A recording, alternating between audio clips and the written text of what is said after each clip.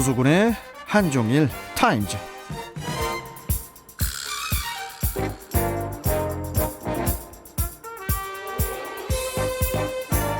급박하게 변해가는 한중일 동북아 정세를 이해하기 쉽게 풀어주는 분이죠. 우수근 콩코디아 국제대학교 대외교류 부총장 연결해서 관련 소식 들어보겠습니다. 자, 우수근 부총장님, 안녕하세요. 네, 안녕하십니까. 우수근입니다. 예, 지난 8일에 위안부 피해 일본 정부 상대 손해배상 소송 선고에서 위안부 피해의 일본 책임을 인정한 첫 판결이 있었습니다. 이와 관련해서 부총장께서 해줄 얘기가 많으시다고요? 네, 일단 위안부 판결이라고 한다면요. 8일의 위안부 판결은 그야말로 우리 민족의 응어리를 풀어주는 힘찬 쾌거이면서 네. 그다음에 전 세계적인 측면에서도 정의와 인권을 사수한다는 데 있어서 한 걸음 더 내디딘 그야말로 역사적인 순간이라고 평가할 수 있습니다. 예. 정말 마음 뿌듯한데요. 하지만 그럼에도 불구하고 우리는 현실적으로 이웃과 이웃하고 있기 때문에 예. 일본과도 사이좋게 지내야 된다라는 그런 현실적인 측면이 있거든요. 예. 이와 같은 측면을 바라볼 때 이번 위안부 판결을 악용하면서 나타나는 사람들이 있을 수 있고 그러다 보면은 우리가 상상하지도 못한 한일 관계 악화가 또 전개될 수 있거든요. 그것이 너무 많이 우려되기도 한다는 것입니다. 아니, 한일 관계 악화가 더 심화될 것이다, 이런 말씀이신 것 같은데, 네. 어떤 부분들이 있을까요? 네. 우리 매스컴에서는 거기까지는 구체적으로 이야기를 하지 않고 있는데요. 그렇죠. 예를 들면 저는 가장 중요한 것, 한일 관계에서 가장 중요한 것은 우리의 조상님들이 최선을 다했습니다만 어쨌든 한일 관계로부터 부의 유산을 우리가 많이 이어받았지 않습니까? 네. 그것을 우리가 더 악화시킨 상태에서 우리 후손들에게 물려줘서는 안 되지 않습니까? 한일 관계를 더 악화시키면 절대 안 될 거라고 생각되는데 이번 위안부 판결을 통해 가지고 세상에는 다양한 사람이 있으니까요. 네. 이런 사람들이 분명히 나올 수 있습니다. 이번 위안부 판결을 통해서 더 많은 소송 전쟁, 일본 정부를 상대로 한 소송 러시가 일어날 수 있는데요. 어떤 것이냐면은 이번에 위안부 판결은 개인이 일본 정부라는 국가를 상대로 소송을 제기한 것이지 그렇죠. 않습니까? 예. 그런데 그것이 일본에서는 주권 면제 때문에 안 된다고 했지만 반인권 면제는 상관이 없다 해가지고 이번에 우리 법원에서 판결을 하게 된 것이죠. 예. 자, 이것을 가지고 위안부 할머님들은 지금 생존해 계신 분들이 몇 분 안 되시니까 이와 같은 소송이 더 많이 확 불어나진 않겠지만 강제 노동, 소위 일본식으로 얘기하면 징용이라고 하지 않습니까? 예. 일본의 강제 노동으로 끌려가셨던 분들은 아직 살아계신 분들도 계시고 그다음에 소송을 직접 본인이 하지 않더라도 그 가족 친지에게 위탁을 해서 하게 할 수 있는 즉 일본 정부를 향해서 소송을 걸 수 있는 사람들이 수만 명이 이르게 된 겁니다. 예. 이런 분들이 자신들의 정당한 희생을 보상받기 위해서 소송을 할 수도 있습니다만 개중에는 한일 관계의 악화를 노리면서 악의적으로 소송을 남발하는 사람들이 있을 수 있고 그것을 방지할 수 있는 어떤 메커니즘이 지금 한일 양국 사이에는 전혀 없다는 것이죠.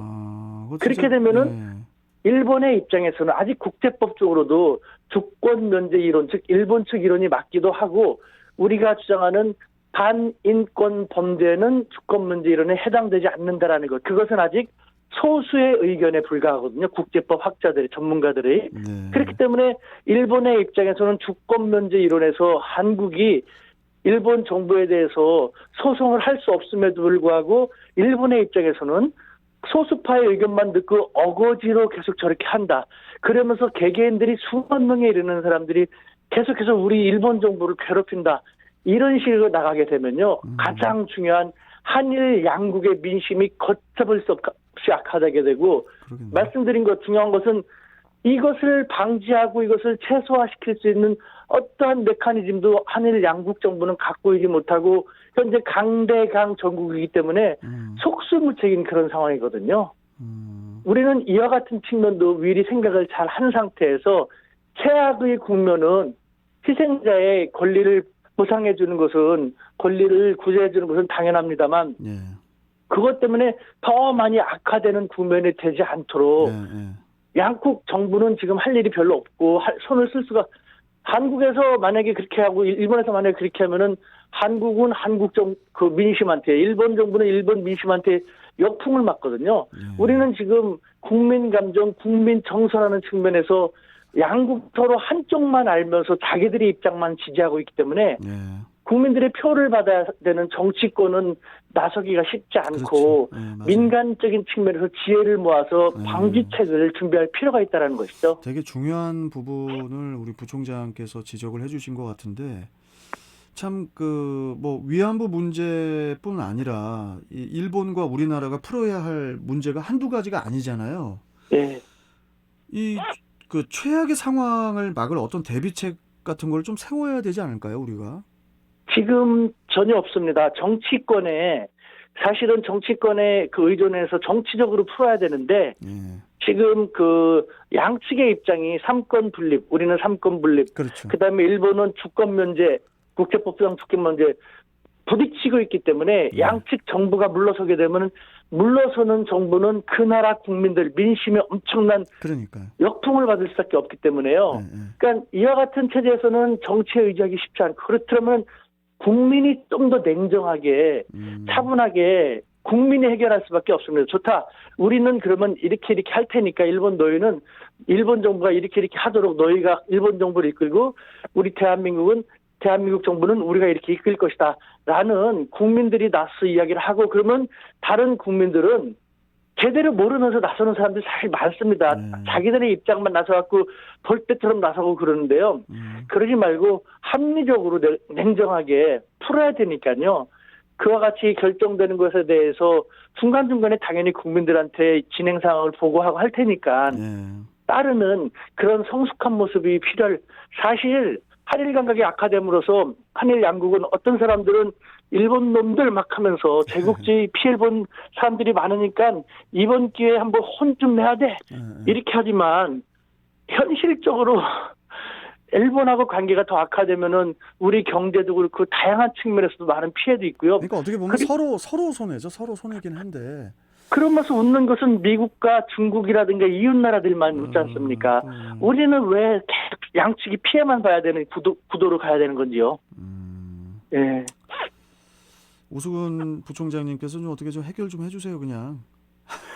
제가 이렇게 얘기해봤자 저거 친중파, 반중파, 친중파, 에이. 친일파 소리만 들으면서요. 그렇게 생각하는 사람 없죠. 지금 오늘 말씀하신 게 무슨 친일파 발언입니까? 그런 게 아니잖아요, 지금.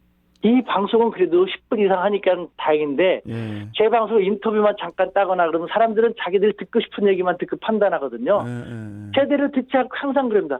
냉정하게 한일 관계가 좋아져야지만 우리가 중국에 대해서도 우리보다 큰 중국이나 미국에 대해서 공동 견제도 가능한 것인데 또 충분히 되어갈 수 있는데 사과해야 된다. 사과하지 않으면 일본도 사과하는데 아베 같은 황당한 인간들이 나타나서 뒤집는 것 말을 못하게 할 수도 없지 않습니까? 네, 맞습니다. 대국적인 측면을 보고 가야 되는데 사람마다 확확 달라지는 걸 보고 우리는 뭐 일본이나 중국 네티즌들이 한마디 하는 거에 대해서 우악 하면서 또 김치 자기네 거란다 한복잘 이렇게 말하니까 우리 국민들이 사실 더 냉정하게 이성적으로 행동할 필요가 있는 것이죠. 옳으신 말씀입니다.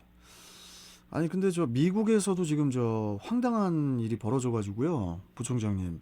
예. 아니 트럼프 대통령이 지금 잔여 임기가 이거 뭐 열흘 남은 시점에 뭐 탄핵 추진을 강행하고 있어가지고 민주당이 예. 아니 트럼프 대통령이 이렇게까지 몰락할 수 있는 겁니까? 10일 남았는데. 예? 저는 개인적으로 탄핵 추진을 강하게 해야 한다고 생각합니다. 너무도 무책임하고 민주사회의 최전형인 미국 사회를 저렇게까지 흔들면서 전 세계의 민주주의를 지지하고 신봉하는 사람들 얼마나 실명시켰습니까? 다음에라도 트럼프 같은 인간들이 나타나지 못하도록 잘못된 것은 아주 강하게 응징할 필요가 있다고 생각을 합니다. 뭐 탄핵 후에 뭐 다음 상황을 상상하고 싶지 않지만은 이 보복 정치라는 연결고리를 이번 뭐 정권 또 다음 정권 계속해서 또 이어가게 되지 않을까 이런 우려도 있거든요. 트럼프 대통령이 탄핵이 사실상 시간상 탄핵이 쉽지 않지만 쉽지 않죠. 예. 예, 그래도 탄핵을 하건 혹은 하지 않건 제가 볼 때 도널드 트럼프라는 저 인간 댐댐이를 볼 때요. 어떤 형식으로든지 보복을 이끌면서 예. 정말 미국을 계속 힘들게 하면서 제가 그래서 트럼프라는 사람이 당선됐을 때 평가를 미리 하라고 할 때 예. 국제적으로 혹은 미국적인 측면에서도 세계 제1의 패권과 미국의 지위를 현저히 떨어뜨리는 그런 사람이로 기록될 거라고 했는데 그렇게 됐지 않습니까? 미국은 이제 미국의 시대는 스스로 저물게 만들고 있는 형국이라는 생각이 듭니다. 정말로요, 부총장님. 제가 여기서 또 하나 제 주변에 미국에 사는 그 국민들 중에 저랑 또 친한 분들이 있는데 네. 그런 또 이야기 들어보면은 트럼프가 요번에 제발 됐었어야 우리가 더 잘 살 수 있는데 이런 사람들도 있어요. 그쪽도 지금 미국도 좀 복잡하더라고요. 지금 보니까. 예?